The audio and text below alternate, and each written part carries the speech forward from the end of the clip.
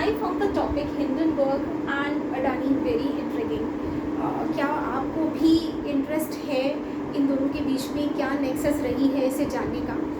तो आइए जानते हैं मेरे साथ. Dear friends, during this session I'll be discussing lots of financial and economic terms and ये terms आपके लिए काफ़ी यूज़फुल होंगे. आइए शुरू करते हैं कि हिंडनबर्ग एक्चुअली है क्या.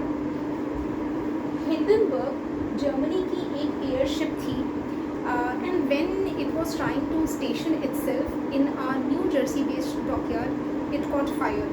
It happened in the year 1937 and because of the combustion of hydrogen, right? And later we find that the reports, they tagged it as Hindenburg disaster. Later, taking a cue from this Hindenburg disaster, what we see, Nathan Anderson, who took his degrees in international business from Connecticut, इन्होंने अपनी एक company establish कर दी with this name Hindenburg research limited liability company in the year 2017 and this company specializes in conducting forensic financial investigations. Dear friends, जब हम forensic word use करते हैं तो इसका मतलब होता है in a scientific manner, जिसका मतलब है कि जब वो रिसर्च या इन्वेस्टिगेशन की जा रही है तो उसको करैबोरेट किया जाएगा बहुत सारे एविडेंसेस से जो कि इन्वेस्टर्स से या फर्म्स से लिए जाएंगे and in a scientific way ये कंडक्ट की जाएगी. फ्रेंड्स, अदानी ग्रुप क्या है? अदानी ग्रुप के फाउंडर और चेयरमैन है गौतम अदानी जी. एक चीज़ है इम्पॉर्टेंट जानने लायक कि हम किसी कंपनी को ग्रुप कब बोलते हैं. ग्रुप या कॉन्ग्लोमेरेट का मतलब होता है जब एक ही कंपनी में बहुत सारी दूसरी छोटी छोटी कंपनीज या फर्म्स भी ऑपरेट हो रही होती हैं तो उसे हम ग्रुप या कॉन्ग्लोमेरेट कहते हैं. और अदानी भी एक ग्रुप है, मतलब इसके तहत बहुत सारी दूसरी कंपनीज भी ऑपरेट हो रही है. अब बात करें हिंडनबर्ग रिपोर्ट की, तो हिंडनबर्ग जो रिपोर्ट आई थी वो जनवरी 25, 2023 में आई थी and the title of this report was Adani report and subtitle was how the world's third richest man is pulling the largest con in corporate history. Dear friends, इस report के title और सब title से ही ये clear है कि अदानी जी किस तरीके से कॉर्पोरेट हिस्ट्री का सबसे बड़ा धोखेधड़ी का नेटवर्क चलाने वाले इंसान है. सबसे पहले इसको पढ़ते ही हमें ये एलिगेशन समझ में आ रही है. दूसरा इम्पॉर्टेंट फैक्ट ये समझ में आ रहा है कि अदानी जी उस समय वर्ल्ड के तीसरे सबसे अमीर आदमी थे. नाउ फ्रेंड्स, अब हम एलिगेशंस को डिस्कस करेंगे कि हिंडनबर्ग ने अदानी ग्रुप के ऊपर क्या क्या एलिगेशंस इस रिपोर्ट में लगाई थी. तो डियर फ्रेंड्स, सबसे इम्पॉर्टेंट एलिगेशन थी स्टॉक मैनिपुलेशन की कि अदानी जी ने अपनी 7 की लिस्टेड कंपनीज में स्टॉक का मैनिपुलेशन किया है. फ्रेंड्स, ये चीज़ प्लीज़ याद रखिएगा कि जब भी हम हिंडनबर्ग की रिपोर्ट पढ़ते हैं तो उसमें इन 7 लिस्टेड कंपनीज का जिक्र हो रहा है जो कि मॉरिशस और बर्मुडा बेस्ड हैं, राइट. तो स्टॉक मैनिपुलेशन को समझने के लिए कुछ बेसिक की इकोनॉमिक कंसेप्ट्स हैं जिनको हम सरल भाषा में डिस्कस करेंगे. तो फर्स्ट है कि मार्केट में या फ्री मार्केट इकोनॉमी में प्राइस का डिटर्मिनेशन कैसे होता है. डियर फ्रेंड्स, हम अपनी 10th की बेसिक इकोनॉमिक्स को अगर याद करने की कोशिश करें तो हमने ये समझा था कि मार्केट में डिमांड और सप्लाई की फोर्सेस फ्रीली इंटरप्ले कर रही है और जहाँ पर डिमांड और सप्लाई की फोर्सेस आपस में इक्विलिब्रियम में आ जाती हैं, इक्विलिब्रियम मतलब सामंजस्य में आ जाती हैं, वहीं पर किसी चीज़ का प्राइस डिटरमिन हो जाता है. तो डियर फ्रेंड्स, यहाँ पर अदानी ग्रुप के ऊपर स्टॉक मैनिपुलेशन में ये एलिगेशन हिंडनबर्ग ने लगाई कि इन्होंने अपनी 7 की लिस्टेड कंपनीज में प्राइस का डिटर्मिनेशन फ्रीली नहीं होने दिया, बल्कि डिमांड और सप्लाई की फोर्सेस के बीच में इंटरफेयर किया, इनको इन्फ्लेट या डिफ्लेट करा, राइट. दूसरी चीज़ related party transaction. Friends, related party transaction का मतलब होता है जब एक कंपनी जिसके अंदर छोटी छोटी कंपनीज हैं ये आपस में ही एक दूसरे के साथ रिलेटेड हैं और आपस में ही ट्रांजैक्शन कर रही हैं। फ्रेंड्स, अब जब अदानी ग्रुप के अंदर बहुत सारी छोटी छोटी कंपनीज काम कर रही हैं तो उनका कॉमन इंटरेस्ट क्या होगा? उनका कॉमन इंटरेस्ट होगा to further the profit of Adani group. इसीलिए ये आपस में ही एक दूसरे के साथ ट्रांजैक्शन कर रही थी, राइट? और इसमें इन्होंने ये भी दूसरी इंपॉर्टेंट चीज़ लिखी कि ये अनडिस्क्लोज थी। डियर फ्रेंड्स, जब कोई भी कंपनी मार्केट से फंड रेज करती है थ्रू शेयर्स तो उसे समय समय पर एक रिपोर्ट पब्लिश करनी होती है जिसमें उसे बताना होता है कि उसने इन्वेस्टर से लिए गए पैसे को कहाँ कहाँ फर्दर लगाया है या इन्वेस्ट किया है और किन किन कंपनीज के साथ वो अपने ट्रांजैक्शंस कर रही है। लेकिन हिंडनबर्ग ने अदानी के ऊपर ये आरोप लगाया कि अदानी अपने 7 की लिस्टेड कंपनीज में ट्रांजैक्शंस किन पार्टीज के साथ किया जा रहा है उन्होंने रिपोर्ट्स में उसका डिस्क्लोजर यानी खुलासा नहीं किया, राइट? उसके बाद तीसरी जो इम्पोर्टेंट एलिगेशन थी हिंडनबर्ग की वो थी accounting irregularities and malpractices. Dear friends, इस वर्ड से या इस टर्म से आपको क्लियर समझ में आ रहा होगा कि अकाउंटिंग की जो स्टैंडर्ड प्रैक्टिसेस हैं उन्हें अदानी ग्रुप ने फॉलो नहीं किया अपने फाइनेंशियल स्टेटमेंट्स बनाते समय। तो ये तीनों मेजर एलिगेशन थी, stock manipulation, related party transactions and accounting irregularities and malpractices. इन चीज़ों को, एलिगेशंस को हिंडनबर्ग ने कोलैबोरेट किया फैक्ट्स के साथ और ये फैक्ट दिया गया कि इन the year 2020 the net worth of Gautam Adani was 120 billion USD and in the year 2023 it rose to 220 billion USD। मतलब ये $100 बिलियन का जो ऐड हुआ है अदानी जी की नेट वर्थ में वो कहाँ से आ रहा है? वो ये फ्रॉड्स करके आ रहा है, मतलब अपने स्टॉक को मैनिपुलेट करके, रिलेटेड पार्टी ट्रांजैक्शंस करके और अकाउंटिंग इरेगुलरिटीज की वजह से गौतम अदानी जी अपनी नेट वर्थ में इतना ऐड कर पाए हैं। डियर फ्रेंड्स, मैं आपको बहुत ही सरल भाषा में बता दूं कि नेट वर्थ क्या होता है। नेट वर्थ का मतलब है किसी व्यक्ति या कंपनी के एसेट्स को आप उसकी लायबिलिटीज से माइनस कर दें। लायबिलिटीज मतलब देनदारी और एसेट्स का मतलब होता है उस पार्टी या कंपनी का खुद का अपना कितना पैसा लगा है, कितने एसेट्स लगे हैं। तो एसेट्स में से लायबिलिटीज को माइनस कर दें तो नेट वर्थ निकल आती है। इसके बाद हम क्रोनोलॉजिकली एक एक इवेंट को जानने की कोशिश करते हैं कि इस रिपोर्ट के पब्लिश होने के बाद क्या क्या हुआ। जैसा कि मैंने आपको अभी बताया था कि जनवरी 25, 2023 में ये रिपोर्ट पब्लिश हुई थी। इसके बाद फरवरी 2023 में हम ये देखते हैं इस रिपोर्ट के पब्लिश होने के बाद अदानी ग्रुप के इन 7 की लिस्टेड कंपनीज में जो प्राइसेस थे शेयर्स के वो लगभग 59% क्रैश कर गए, नीचे चले गए और टोटल जो शेयर की वैल्यू थी वो लगभग, यानी सारी कंपनीज को ऐड करके अगर हम शेयर्स की प्राइस देखें तो वो लगभग 7% क्रैश कर गई थी। और अदानी जी को ऐसा बोला जाता है कि 53,000 करोड़ का लॉस हुआ था, राइट?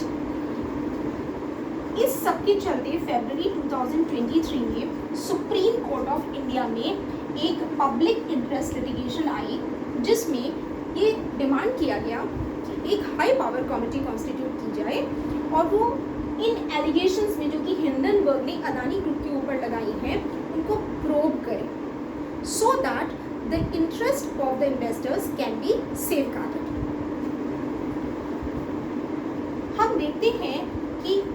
मार्च में Supreme Court of India SEBI को बोलता है कि आप अपनी इन्वेस्टिगेशन शुरू कर दें, आप प्रोब करें कि जो ये एलिगेशंस हिंडनबर्ग की तरफ से अडानी के ऊपर आई हैं वो कितनी हद तक सही है। इसके बाद हम मेजर डेवलपमेंट देखते हैं जनवरी 2024 में, जिसमें एक और PIL लगाई गई सुप्रीम कोर्ट में और ये कहा गया कि आप CBI को इंडिपेंडेंट प्रोब सौंप दें। मतलब आप ये प्रोब CBI को सौंप दें और वो पता लगाए कि हिंडनबर्ग की रिपोर्ट की क्या सच्चाई है। लेकिन सुप्रीम कोर्ट ऑफ इंडिया ने इस PIL को डिसमिस कर दिया, ये कहते हुए कि सेबी फाइनेंशियल मार्केट की रिसर्च खुद ही करेगा और इसके अधिकार क्षेत्र में जुरिस्डिक्शन की power even supreme Court of India को भी नहीं है।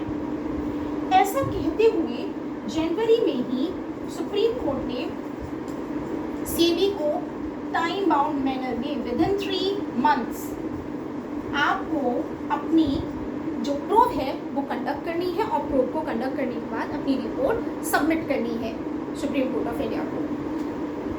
अप्रैल 2024 में सेबी ने अपनी रिपोर्ट सुप्रीम कोर्ट को सबमिट कर दी। इसके बाद मेजर डेवलपमेंट 2024 जून में आता है, जिससे रकस क्रिएट हुआ। ये डेवलपमेंट था,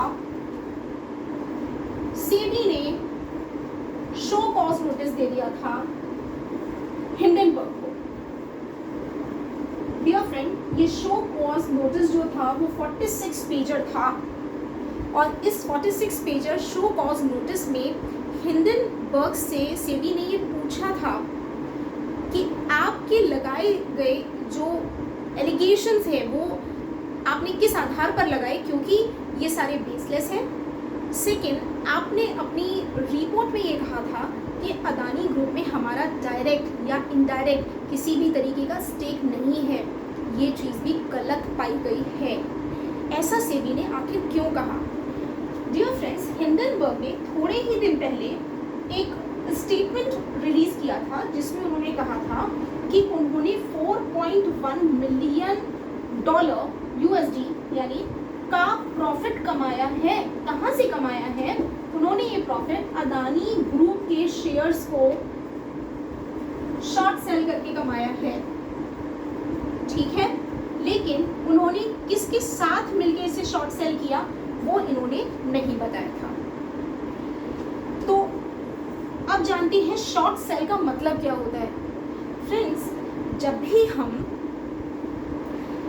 किसी भी कंपनी के प्राइस को, किसी भी कंपनी के शेयर्स को इमीडिएटली बेचकर दोबारा खरीदें विद दिस एंटिसिपेशन कि फ्यूचर में उसके स्टॉक के प्राइसेस बहुत बढ़ने वाले हैं और उस प्रॉफिट को हम लेंगे या प्रॉफिट उससे हमें प्रॉफिट हो जाएगा, तो उसी को शॉर्ट सेलिंग बोलते हैं। And tip of the thing is कि ये शॉर्ट सेलिंग में जो भी इन्वेस्टर है वो खुद का पैसा नहीं लगाता है, rather he is a borrower. वो लेंडर या ब्रोकर का ही पैसा लगाता है और प्रॉफिट कमाता है, राइट। तो सेबी की रिपोर्ट में शो कॉज नोटिस जब भेजा गया तो उसमें कहा गया कि हिंडनबर्ग ये बताए कि ये उन्होंने शॉर्ट सेलिंग क्यों करी, बिकॉज इंडिया में शॉर्ट सेलिंग अलाउड नहीं है। एंड उसमें उनको ये भी कहा, एक क्लियरेंस दिया गया किस तरीके से आपने शॉर्ट सेलिंग करी। आपने मॉरिशस बेस्ड एक कंपनी थी किंगडॉन नाम से, उसके साथ मिलके आपका एक अग्रीमेंट था जिसके चलते आपने अदानी के शेयर्स को शॉर्ट किया, शॉर्ट पोजीशन आपने ली और ये प्रॉफिट कमाया। क्यों? उन्होंने खुद से नहीं किया, किंगडॉन के साथ मिलके क्यों किया? क्योंकि फ्रेंड्स, जब भी आप अपने कंट्री के बाहर स्टॉक्स में पैसा लगाना चाहते हैं तो आप फॉरेन पोर्टफोलियो इन्वेस्टमेंट करते हैं। मतलब आप अपने आप को पहले रजिस्टर कराते हैं कि आपको इंटरेस्ट है किसी दूसरे कंपनी के स्टॉक्स में इन्वेस्ट करने में। तो किंगडॉन के पास FPI पावर थी और किंगडॉन के साथ मिलकर हिंडनबर्ग ने अदानी के शेयर्स को शॉर्ट किया और पैसे कमाए। इसके बाद हम मेजर डेवलपमेंट देखते हैं। अगस्त 10, 2024 में जब हिंडनबर्ग लिख के दे रहा है, एक स्टेटमेंट रिलीज कर रहा है, something big soon India. Dear friends, this statement was letting the people fumble and guess कि एक्चुअली अब क्या होने वाला है। A sense of wonderment was there among the people in the financial market. तो इस रिपोर्ट या इस स्टेटमेंट के तुरंत बाद ही उनकी रिपोर्ट भी आ गई, जिसमें उन्होंने अब अपनी एलिगेशंस की एम्बिट में सेबी को भी ले लिया। उन्होंने ये कहा कि 18 months have transpired since they first released their report on Adani, but SEBI's investigation and probe has gone nowhere. उनका कहने का मतलब ये था कि सेबी ने अपनी रिपोर्ट या सेबी ने हिंडनबर्ग की रिपोर्ट में कोई दिलचस्पी इसलिए नहीं ली क्योंकि सेबी की चीफ मधाबीपुरी जो है, उनके वेस्टेड इंटरेस्ट थे अदानी ग्रुप में। वो कैसे? उनका ये कहना था कि Madhabi Puri in the year 2017 when she became the chief of SEBI, उससे कुछ दिन पहले, कुछ वीक्स पहले ही उन्होंने अपने नाम पर जितने भी शेयर्स थे अदानी ग्रुप की 7 लिस्टेड ऑफशोर कंपनीज में, वो सब अपने हस्बैंड नवलपुरी के नाम से ट्रांसफर कर दिए, so that she does not fall under the radar of SEBI. इसके बाद हम देखते हैं कि जो मधाबीपुरी हैं और उनके हस्बैंड नवलपुरी हैं, वो दोनों मिलकर एक जॉइंट स्टेटमेंट रिलीज करते हैं जिसमें वो लिखते हैं कि सारे एलिगेशन जो है वो बेसलेस है, बिकॉज उनके जो शेयर्स थे वो तो ऑलरेडी 2015 में वो खरीद चुकी थी अदानी ग्रुप के। सेकेंड थिंग, ये is a target on character assassination, मतलब ये हमारे चरित्र का हनन करने के लिए ही एलिगेशंस लगाई गई है। हमारा जितना भी इन्वेस्टमेंट है या फाइनेंशियल इन्वेस्टमेंट्स हैं, those are like an open book before SEBI. इसके बाद अभी as of now there is no major development, the war is still going and even जो हिंडनबर्ग था उसको ये भी एतराज़ था कि इवन सुप्रीम कोर्ट ने दिलचस्पी नहीं ली कि वो हिंडनबर्ग की रिपोर्ट की सच्चाई जाने या उसमें जुरिस्डिक्शन करें, क्योंकि सुप्रीम कोर्ट ने सीधे ये कह के पल्ला झाड़ लिया था that the matters of SEBI they fall beyond the jurisdiction of supreme Court of India. तो डियर फ्रेंड्स, इस सेशन के एंड में मेरा आपसे ये सवाल रहेगा कि आप मुझे प्लीज़ ये बताएं कि जो हिंडनबर्ग की रिपोर्ट में 7 की लिस्टेड कंपनीज़ में फ्रॉड का जो मामला था वो किन कंट्रीज़ में बेस्ड थी। हम इन दोनों इस सवाल का आंसर डिस्कस करेंगे अपने नेक्स्ट सेशन में। तब तक स्वस्थ रहें, मस्त रहें, सशक्त रहें। Thank you very much.